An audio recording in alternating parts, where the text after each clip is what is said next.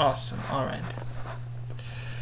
Okay, last video I made, it was kind of a little dreary and slow, but I was talking about that other type of yokai that was a kappa, but it was a flying kappa.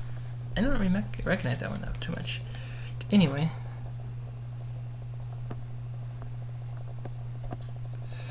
I think we're gonna continue. I don't know, there's a chance I might actually want to do two of them at once, but I'm not certain. Because I think the next one's gonna be one I already talked about. Yeah, I already talked about this one, but it had no voice. I think I talked about that one too. I don't know. Oh well. I'll do two of them, depending on how big they are. Let's see. This one is a Hitotsume Kozo, which basically means like something child. Yeah, one-eyed priest boy. Oh yeah. Oh, this is long. Okay. Well, anyway, maybe I'll make this a little bit longer. So the one-eyed priest boy is found basically all across Japan, but practically on the dark streets.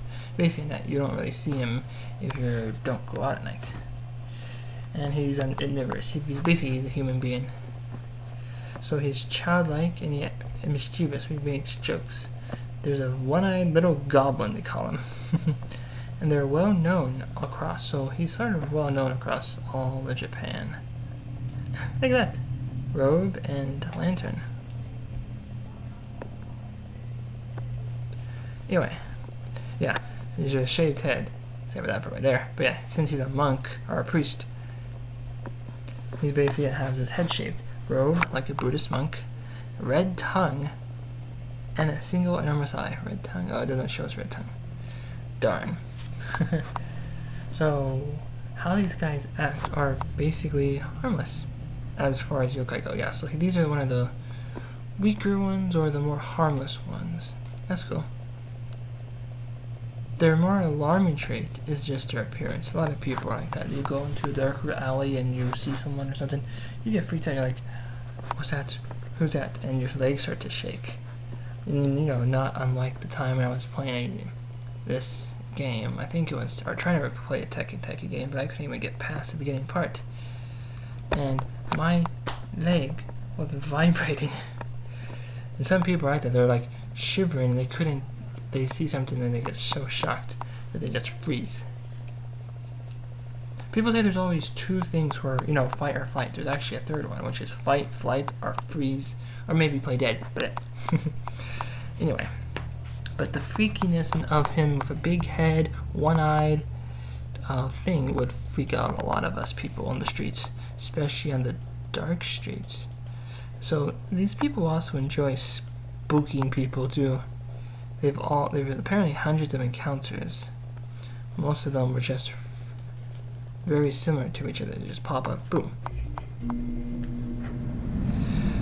Anyway, aside from their starting play, these guys only have one job.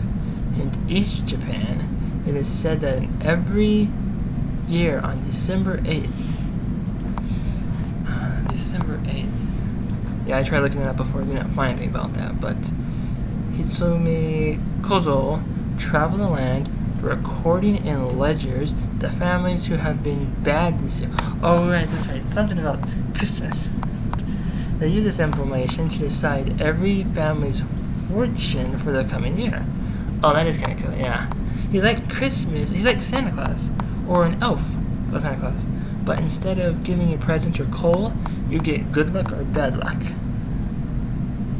So they take these reports to the god of pestilence and bad luck, who then bring appropriate misfortune to said people. However, they actually leave their ledgers with the guardian deity for travels until February 8th. In mid-January, local villagers burn down and rebuild that deity's roadside shrines in hope that the fires will burn out the ledgers before they could go pick them up. Oh. Yeah, that's right. Thus escaping disaster. That'd be so cool. You could just burn something down and rebuild it, and then it would just wipe away. Yeah. Though similar in the name of the one-eyed monster, like the Hitotsume Nudo, there's very little evidence of them together. Okay. Many believe that the priest boy's origins are connected to this guy in Ryakuji.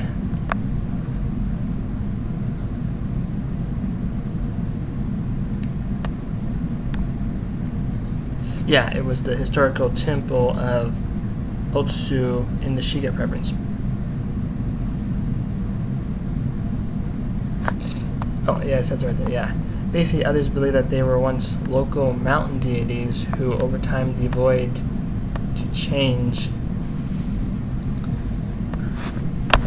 into yokai. Huh. Well, anyway. So the legend of this story, I guess there's 3 legends.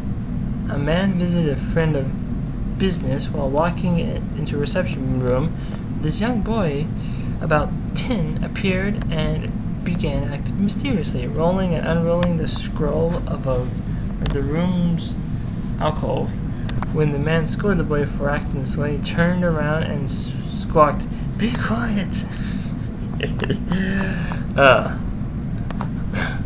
Reminds me of that show, or that time where I actually said the word silence to somebody. Although I wasn't saying it to somebody purposely.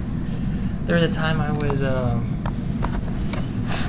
they were giving like free sandwiches at Chick-fil-A, and then they actually said, I was just talking about an event that happened where I was talking to someone else, and I was telling this to my mom, and I told her, what I said was, I walked into the room, and then I shouted, "Silence!"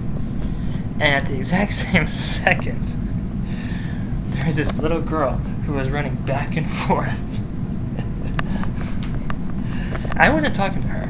I was talking to my mom, and she just froze, and then she ran away to her mom, because I don't know what she was doing, but she was just, again, I wasn't turning to her, but the parent didn't come over to hear, so that's that. But I was thinking, if a child goes up and says, "Be quiet," that would be so weird. However, if the boy then ended up having one eye on his face, that would be more freaky. And then, of course, he fainted, and he was carried back home. He was bedridden for 20 days. Anyway, so that's one account. Account number 2, in this place in Fukushima prefecture, a young lady was walking the streets at night, and then this little boy asked, "Ma'am, would you have some money, or would you like some money?" She laughed and sweetly replied, "Yes," and then turned to face the boy.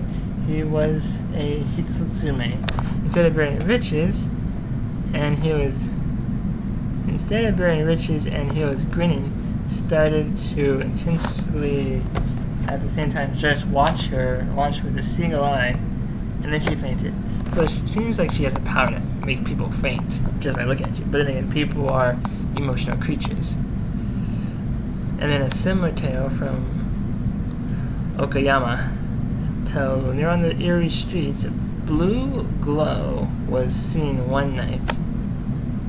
The man went to investigate and witnessed a ghostly one-eyed boy playing around. The man then collapsed with fear. The apparition approached the helpless man and licked him from head to toe. That's gross. I mean, what does the kid get out of it just by licking it? I'm a ghost. I'm gonna lick you all over the place. That's just weird. Ugh, wow. A little tired. Well, that's the story of this little guy. He basically is known and can be seen all across Japan. Sometimes I'm wondering though, how come we only see certain types of beasts hitting certain types of countries, like the yokai? Can't you can't a yokai be in can't you see a yokai down in Africa or down in Europe? I don't know. Maybe maybe Japan was always their home, so they decided to just stay there. I don't know. Well, anyway, Here's one. The Bone Lady. Now, the picture looks familiar, but I don't know. Might have done this one too. But it probably was mute as well. So I'll just do this one just to, I don't know. Anyway, so Miss Bone Lady, I didn't do the bone whale, now it's the bone human. So she lives in dark streets, the dark alleys, and the graveyards. That would make sense. Her diet is nothing, though has a sexual appetite. Oh. Sounds familiar. Anyway.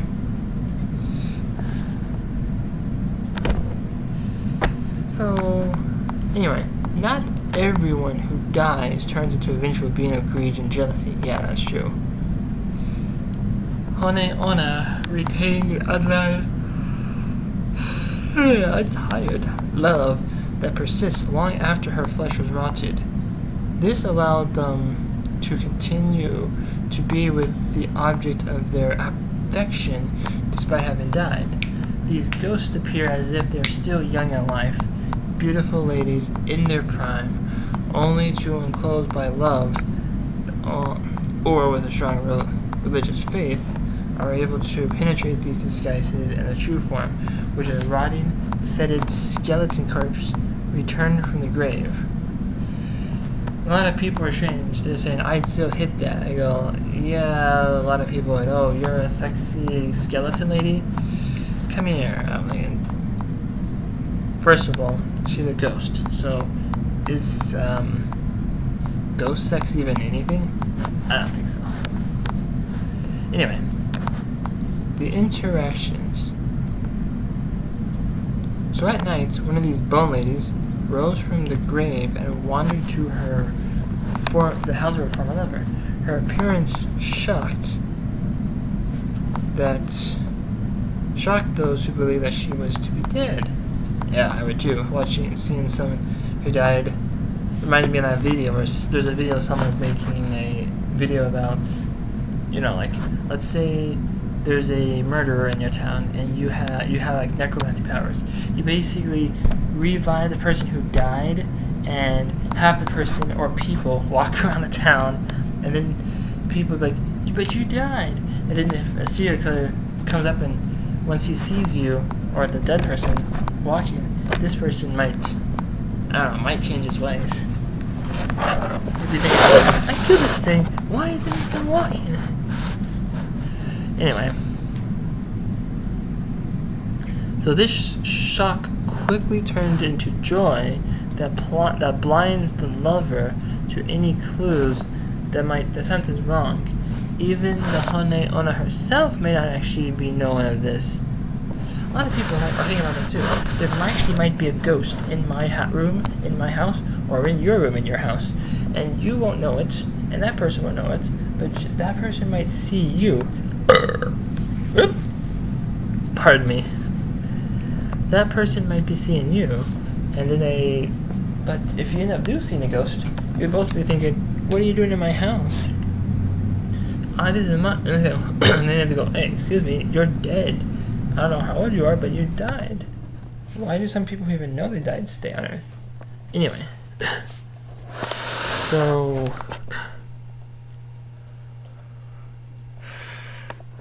instead of rage and greed and hatred and money and all this BS stuff, the Onna is driven by love. She exists as a ghost only to continue the love that she had. This creature spends the night and leaves in the morning. Thus, unholy coupling can continue for days or even weeks without being noticed. However, there is a practice to be paid. Really? Each night she drains some of her lover's love. Oh. Right. Lover's life force. And he grows sicker and weaker. Oh. Right, I remember hearing stories about this. Basically, the person doesn't know what's going on, or maybe the person does know what's going on, but then they just suck the life out of you until you die. Without intervention, he will eventually die, joining his love forever in death's embrace. Ew.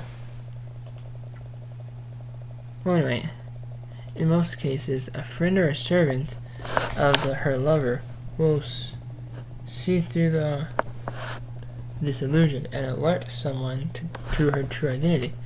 Though her human lover may be repulsed by her, with the truth is revealing to him, the ghost may not be realizing her condition and continue to visit.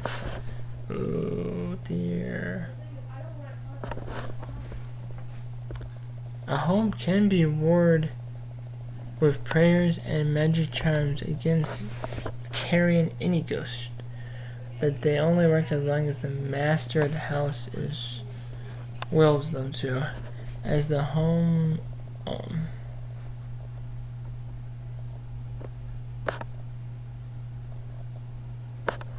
anyway, I was thinking something weird. Anyway, so yeah, your friend would see you past it. Yeah, they have these charm beads. As the body decays further, her the allure also changes. Eventually, most men succumb and let her into their homes one last time, sacrifice their own lives to ghosts. But here's the question: would you sacrifice yourself for you would sacrifice yourself for bringing back your lover?